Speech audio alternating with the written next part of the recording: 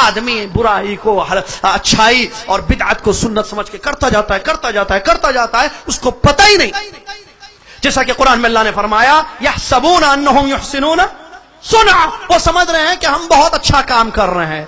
افمن زین لہ سوء عملہ فرآہ حسنا، جس کو اس کا برا عمل مزین کر کے اچھا دکھایا گیا وہ اس کو اچھا دیکھ رہا ہے. ایسے کتنے ہیں ہم لوگ جو ہے غلط کو صحیح سمجھ رہے ہیں. اس کے بارے امام سفیان ثوری رحمۃ اللہ علیہ فرماتے ہیں ابلیس کو بدعت گناہ سے زیادہ پسند ہے. ذرا غور سے سنیں بات. ابلیس کون ہے؟ شیطانوں کا سردار. اس کو بدعت گناہ سے زیادہ پسند ہے. گناہ بھی گناہ، بدعت بھی بدعت. نہ اب پھر ہر گناہ بدعت ہے؟ ہاں جلدی بولیے، ٹائم ختم، آپ بھی ختم. بدعت کیا ہر گناہ بدعت ہے؟ نہیں، ہر بدعت گناہ ہے. ہر بدعت گناہ تو ہے، ہر گناہ بدعت نہیں ہے. کیونکہ بدعت ہونے کے لیے، چلیے بات آگے فائدے کی بتا دو، بدعت ہونے کے لیے 3 چیزیں ضروری ہیں. 1 + 1 = 1 + 1 + 1 = 3. 3 چیزیں کوئی بھی عمل میں دیکھیں تو بول دینا یہ بدعت ہے. پکی حدیث سے دلیل ہے. نمبر 1 نیا کام رہنا، نمبر 2 دین کا رہنا، نمبر 3 دلیل نہ ہو. تینوں کی دلیل کیا ہے؟ یہ کہاں سے لے کر آئے آپ؟ نیا کام، من احدث، دلیل دین کا کام فی امرنا ھذا. تیسری دلیل نہ ہو ما لیس منہ.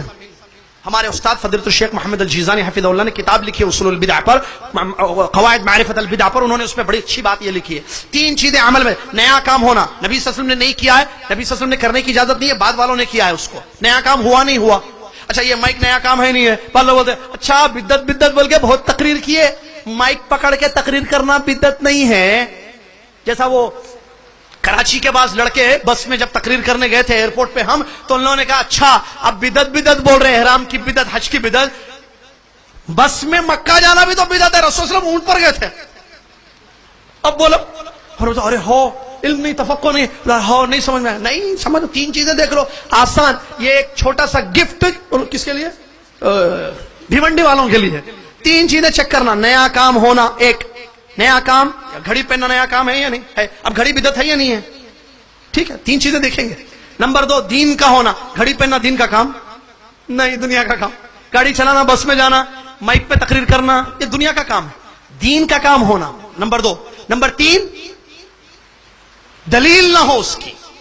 نیا کام ہو یعنی نبی صلی اللہ علیہ وسلم نے نہیں کیا ہو، نہ کرنے کا حکم دیا ہو، بعد والوں نے کیا ہے. نمبر 2 دین کا ہونا، دنیا کا کام نہیں ہونا. سمجھ میں آ رہا؟ جیسے تعبیر نخل کا واقعہ ہے، کھجوروں کو جو کرتے تھے. نمبر 3 کوئی دلیل نہ ہو. عمر ابن خطاب رضی اللہ عنہ نے جماعت کے ساتھ جو ہے پورے مہینے تراویح کی نماز شروع کرائی. یہ نیا کام تھا یا پرانا کام؟ نیا کام تھا. نبی صلی اللہ علیہ وسلم نے کیا پورا مہینہ تراویح کی نماز جماعت سے پڑھی؟ نہیں. تو یہ نیا کام ہو گیا. نمبر 2 دین کا ہے یا نہیں ہے؟ ہاں دین کا کام ہے. نمبر 3 دلیل ہے یا نہیں ہے؟ نہیں. پڑھنے کی دلیل ہے کیونکہ نبی صلی اللہ علیہ وسلم نے 3 راتیں پڑھی ہیں، ختم. بدعت نہیں ہے. وہ لوگ بولتے ہیں نا وہ بدعت کے لیے 3 چیزیں چیک کرنا. 1 نیا کام، گھڑی پہننا نیا کام، فون استعمال کرنا نیا کام. دین کا ہے نہیں ہے تو ختم، بدعت سے نکل گیا. بدعت ہونے کے لیے 3 چیزیں ہونا، نیا کام ہونا، دین کا ہونا، دلیل نہیں ہونا. سمجھ میں آ رہا؟ نیا کام، دین کا، دلیل نہیں ہونا. یہ 3 بھی، نیا بھی ہے، دین کا بھی ہے. مثال دینے کی ضرورت نہیں ہے، آپ بہت ساری مثالیں جانتے ہیں.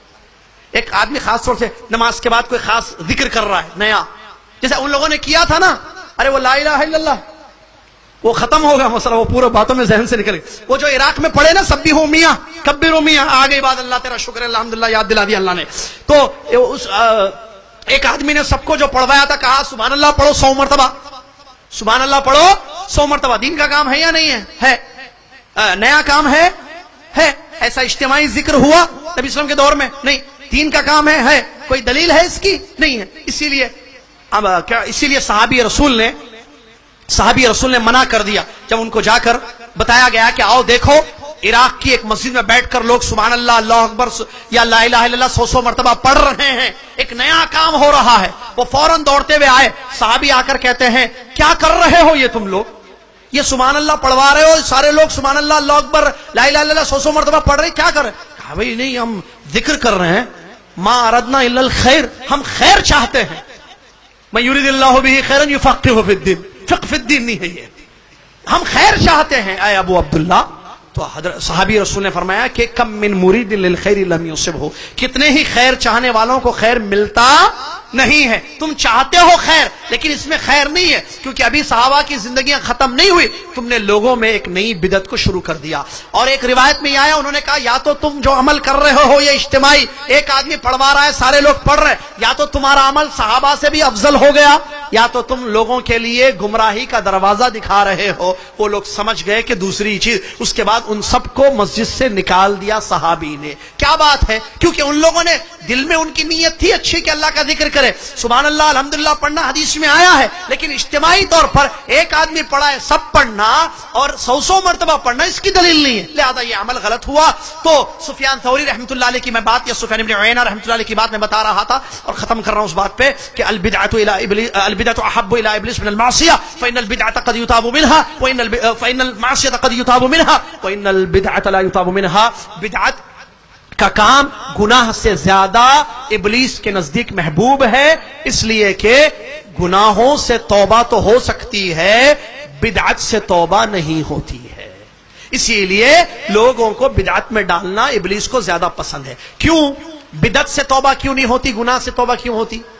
گناہ کرنے والے کو معلوم ہے کہ میں گناہ کر رہا ہوں، اللہ کا ڈر آئے گا، کسی کی نصیحت ہوگی، تقریر سنے گا، کوئی پروگرام چھوڑ دے گا گناہ کو.